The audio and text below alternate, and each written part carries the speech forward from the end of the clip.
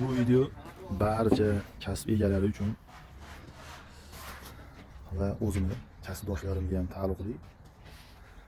Bir-birimizni ishimiz bir-birimizga oson tutmaylik.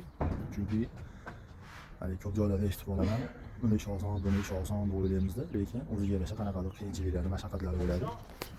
Mana shu shogirdlar ham işte shotim-shot turishdi, men hozir yerdan 15 metr terar edim. Akamiz ham mana pastdalar. Akani, raventin chachyaptilar. Bu akani ham o'ziga yarasha ishlari bor, qiyinchilik. Bizni ham o'zimizga yarasha qiyinchilik ishlarimiz bor. Har xonadonlarga kirsak, uygalar ustalarga oson olib ketgan deyishadi. Mana o'sha oson olib ketgan degan akalar mana shu kerakda billa mashina joyda bir kun ishlaylik. Hani osonmi, oson emasmi bilib olamiz. Shuning uchun o'zimizni hayotimizdan nolimaylik. Birovning hayotiga qarab o'zimizni hayotimizni qiyos qilmaylik. Hammaniki har xil o'tadi. Shuning uchun kimdir hayotiga qarab o'zingiz hayotingizdan nolimang. Chunki sizga Alloh shu hayotni taqdir qilgan. Sabr qilib mehnat qilsangiz, chiroyli hayotga erishasiz inshaalloh. Chunki sizdan ko'ra qiynalibroq yashayotgan insonlar nihoyatda ko'p.